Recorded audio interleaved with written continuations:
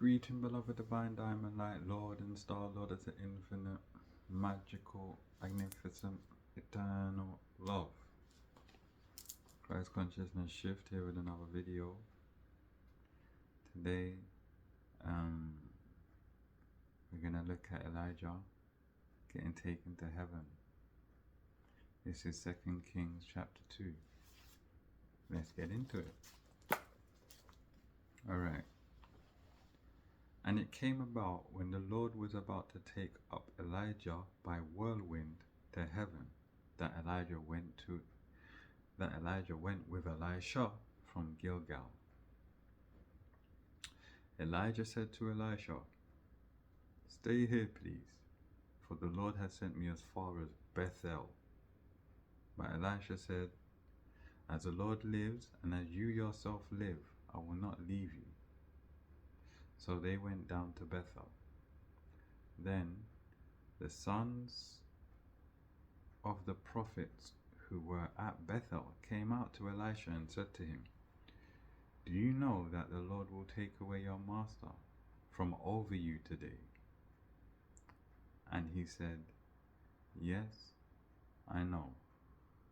Be still." Elijah said to him, "Elisha, please stay here, for the Lord has sent me to Jericho." But he said, "As the Lord lives, and as you yourself live, I will not leave you." So they came to Jericho. The sons of the prophets who were at Jericho approached Elisha and said to him, "Do you know that the Lord will take away your master from over you today?" And he answered, "Yes, I know. Be still." Then Elijah said to him, "Please stay here, for the Lord has sent me to Jordan." And he said, "As the Lord lives, and as you yourself live, I will not leave you." So the two of them went on. Now this is expressing that Elijah is the one that's been given the missions by the Lord. And he's looking out for Elisha, saying, "I've got this mission. It's sending me all the way down to Bethel. Like, you can chill, you can stay here." Like, he's even asking, like, "Please stay," because he thinks that it's long for this guy to just follow me around, because I'm the one that's on the mission. But because Elisha is very inspired by what he's experiencing being with Elijah, he's like, "Stay where? I want to roll with you. Like, I want to be a part of what you're doing." Like, it's one of them kind of situations where the best place for Elisha is with Elijah, even though it's coming with these missions of long journeys and this, that, and the other. So it's showing that even though Elijah's the one that's getting the missions from the Lord, and he's looking out for Elisha, saying, "Yo, some long journey, I gotta go here, then I gotta go there." It's like, you can chill, you can stay, like, please, just stay. Elisha's like, "No, you see, your God is doing its thing, and you're doing your thing. I want in, but I just want to be involved." So he's following along everywhere Elijah goes. I'll carry on. Now 50 men of the sons of the prophets went and stood opposite them at a distance, while the two of them stood by the Jordan.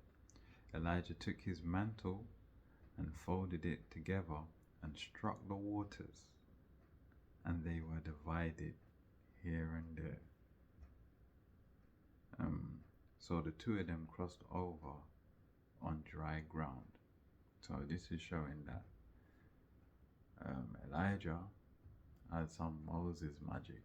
Like, he can touch the water just divided, they can walk on dry land. When they had crossed over, Elijah said to Elisha, "Ask what I shall do for you before I am taken from you." And Elisha said, "Please let a double portion of your spirit be upon me." He said, "You have asked a hard thing. Nevertheless, if you see me when I am taken from you, it shall be so for you. But if not, it shall not be so." As they were going along and talking, behold, there appeared a chariot of fire and horses of fire which separated the two of them. And Elijah went up by a whirlwind to heaven. Elisha saw it and cried out, my father, the chariots of Israel and its horsemen." And he saw Elijah no more. Let me finish it. Then he took hold of his clothes and tore them in 2 pieces. So,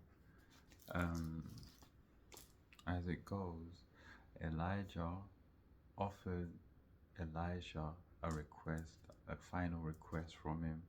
"What do you want me to do before I'm gone?" And Elisha said, "I want a double portion of your spirit." So this can represent some kind of energetic exchange, like some wisdom, some of his magic or something like that. And Elijah says this is a difficult task for you to request a double portion of his spirit, but basically he just wants to be leveled up from Elijah's energy. And what Elijah says is that if you see me when I'm taken from you, like if you see me go up into heaven, it will be so for you. But if you don't, it won't be so. And this kind of makes me feel that if he witnesses Elijah getting taken up into heaven, then that experience will level him up on that double portion kind of level. What he's kind of requiring, he will get that if he witnesses Elijah getting taken up into heaven. And for me, Elijah getting taken up into heaven is not about horses on fire and all of this stuff. This is extraterrestrial stuff. This is Elijah being accepted in those higher dimensions. He's the one that was given the work. He was the one that given the missions, and he continued to complete his missions and go where he was asked to go. And then he was able, after completing his missions, he was able to, he was granted up into the higher heavenly realms, the higher dimensions. And it says that Elisha saw Elijah go into heaven, and then after that he didn't see Elijah again. And this kind of refers to once people are in those higher dimensions, people that are in the lower densities can't see them. If you've read the Celestine prophecy, they refer to that. When they rose their vibration into the higher dimension, in the higher dimensions, they was able to see what was going on, but people was not able to see them. And it kind of also, the Mayan civilization is supposedly meant to have vanished off the face of the planet, and the only thing that is left are their relics and their all like the stuff that they left behind, like their carvings and things like that. They were able to be seen, but there is not any remains of this civilization of the actual people. And this makes me believe that they ascended into the higher dimensions. And once people do ascend into the higher dimensions, people in the lower densities will not be able to see them. So this is what I feel like they're referring to when they're talking about Elijah getting taken into heaven. The fiery horses and all of that stuff is like to fantasize the story and to drift people, take people away from the knowledge of extraterrestrials and higher dimensions and things like that. And I made this video previously, well, yesterday I done this video, but when I got up today I got more insights, and it occurred to me that everywhere that they went, Bethel, Jericho, Jordan, maybe not, well, it doesn't say they approached Elisha in Jordan, but from Bethel to Jericho, everybody knew what was going to happen with Elijah. Everyone's saying to Elisha, yo, you're God's taking your master, or the Lord's taking the master from over you. Like, you're not going to have no one over you when the Lord takes away Elijah. And it's like, you're following, like, it kind of could be on the terms that you're following this guy, he's not going to be around for too long, kind of thing. Maybe trying to put him off being around Elijah or whatever.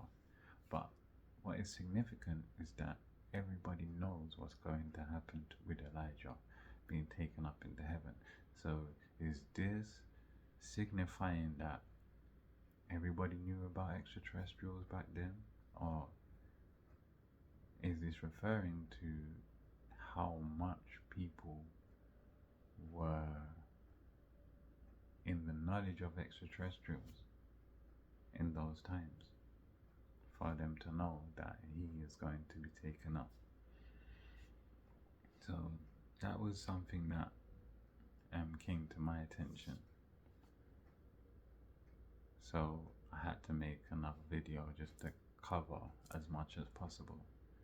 But yeah, Elijah was doing works for the Lord, and he had like a sidekick, like a Batman and Robin kind of thing.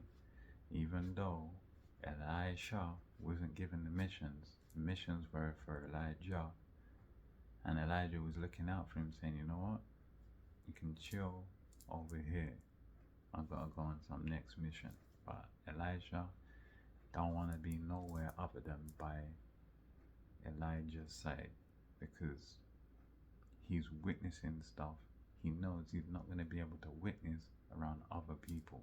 He's not going to witness it in Bethel or Jericho. He's going to witness it being with Elijah. And when he asks, I want this double portion before you leave, let me get double portion, Elijah, referring to him seeing the process or the actual situation of him being taken into heaven, will be what he needs. Like, if you see me go up into heaven, you're gonna get this double portion of spirit that you want, like this energy that you have, that you're gonna get. Like, not even me, because it doesn't say that Elijah see anyone get taken into heaven. I swear he's probably the only person in the Bible who is taken up into heaven outside of death. Like, he was still living, walking and talking, and then whoop, man's gone up into those higher dimensions. So this is just a little code.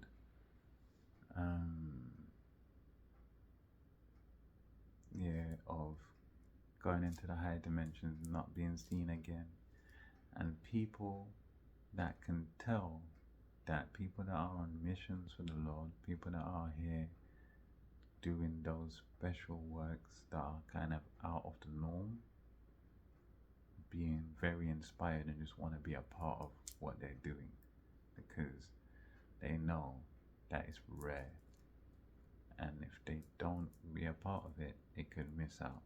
They're just knowing that what this person is here doing is different to what everybody else is doing, and they want in, they want a part of it, they want to experience the magic. So yeah, that's Elijah getting taken up into heaven. 2 Kings chapter 2. We've got the 2-2 vibes there. Two people rolling, doing works for God. You know what I mean? Alright, I'm gonna leave it there. Until the next video, I'm gonna leave y'all in peace, love, oneness. Amen. So be it.